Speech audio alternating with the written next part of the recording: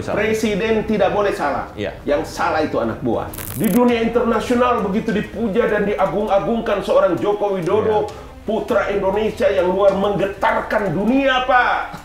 Brother, proyek ijazah palsu itu adalah proyek uang besar. Bertahun-tahun. Berapa tahun coba itu? Kalau Anda menyebutkan tentang sosok seorang Gibran yang tidak usianya tidak begini. Hey, Khalid bin Walid itu usia berapa tahun dipercayakan oleh Rasulullah dalam memimpin pasukan berperang? Masa tidak baca sejarah sih? Kalau kita memilih demokrasi sebagai haluan politik kita di tanah air, jangan Anda marah dong. Ini keputusannya bukan keputusan abal-abal, keputusan Mahkamah Konstitusi. Dia bilang, iya ada paman di sana, kan paman ini nenek moyangmu. Emang paman sendiri, 9 orang di sana, matamu itu.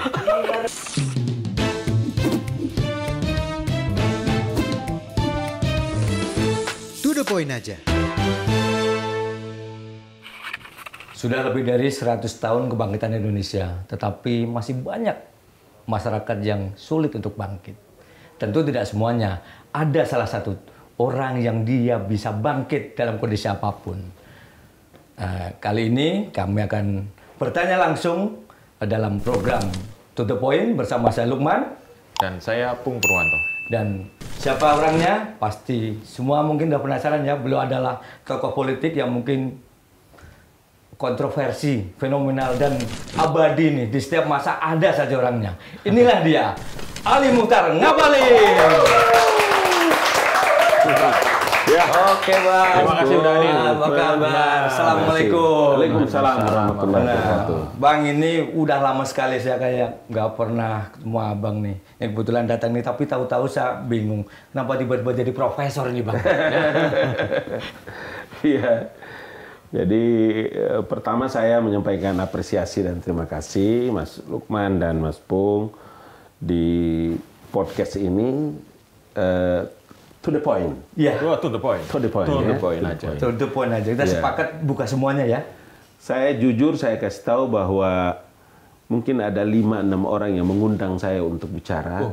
Tapi jujur saya harus bilang bahwa tapi begitu ditelepon sama Mas Lukman dan Sindo ya waktu itu ya kemarin, saya tidak punya kekuatan untuk bisa menolak. Siap. Serius. Waduh, hormat nih, Bang.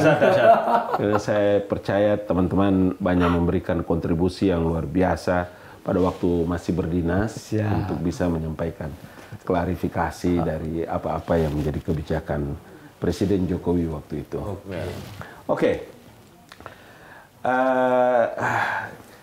Salah satu yang harus diyakini bahwa peradaban sebuah bangsa itu adalah bagaimana masyarakatnya harus punya kemampuan intellectual knowledge yang tinggi. Itu sebabnya kenapa kalau menjawab pertanyaan Mas Lukman, kenapa tiba-tiba menjadi guru besar dan profesor bukan dalam negeri? Iya. Di luar negeri. Luar negeri, Mas. Luar negeri. Coba lihat. Ini nggak main-main ini. Di luar negeri, Mas. Ini kayaknya kalau nggak salah pernah ada nih video. Coba kita lihat ya, luar negeri nih. Iya. Kita lihat nih. Ya, sambil saya harus memberikan keterangan bahwa enggak. Oh, ini ya.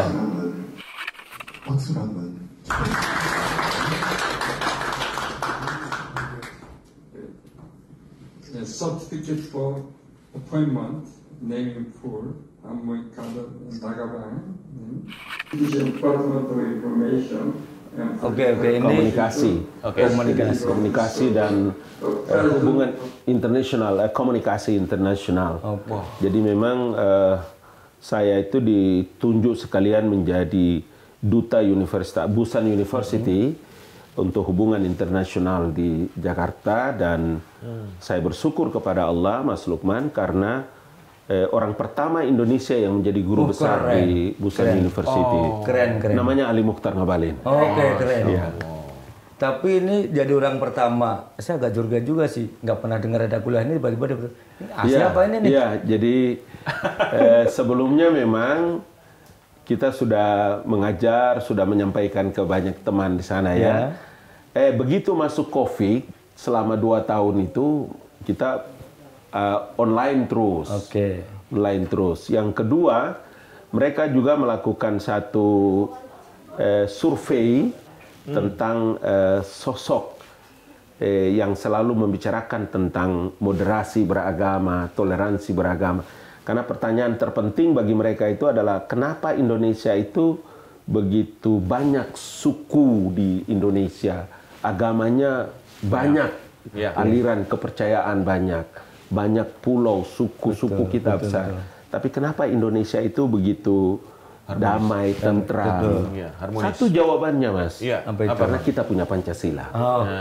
Kita punya Pancasila dan semboyan Bhinneka Tunggal Ika itu menjadi bagian sangat terpenting dan diyakini, dipegang oleh seluruh masyarakat Indonesia. Ada Pancasila, ada Bhinneka Tunggal Ika. Tapi faktanya kalau kita lihat masih ada juga lubang orang-orang yang saling menuduh padahal satu agama, tapi di sinilah moderasi beragama masuk. Itu kenapa? Di sinilah moderasi beragama. Jadi moderasi beragama itu sebetulnya adalah keseimbangan keyakinan pribadi dan keharmonisan sosial. Jadi moderasi beragama itu menolak ekstremisme, mengajak berdialog dengan semua tokoh agama. Presiden Joko Widodo pernah mengeluarkan Perpres nomor 58 tahun 2023. Nanti cek ulang ya. Itu menjadi Perpres itu tentang penguatan moderasi beragama. Makanya begitu saya balik dari Busan, kemudian saya menghadap Presiden, saya lapor dan ya alhamdulillah saya mendapatkan apresiasi yang luar biasa dari Pak Jokowi waktu itu sebagai presiden. Dan kayaknya tokoh-tokoh juga mengucapkan selamat tadi. Oh banyak. Menteri Agama, Imam Menteri Besar. Agama, Imam Besar, Pak Alwi Shihab, Mas Muzani, Ketua MPR, ketua-ketua ormas, ketua gereja. Oh, semua ya? Ya. Karena profesor pertama untuk moderasi beragama di Republik Indonesia ini satu orang saja, baru pertama kali. Namanya Ali Mukhtar Ngabalin. Satu-satunya ini. Satu-satunya. Keren. Kalau ini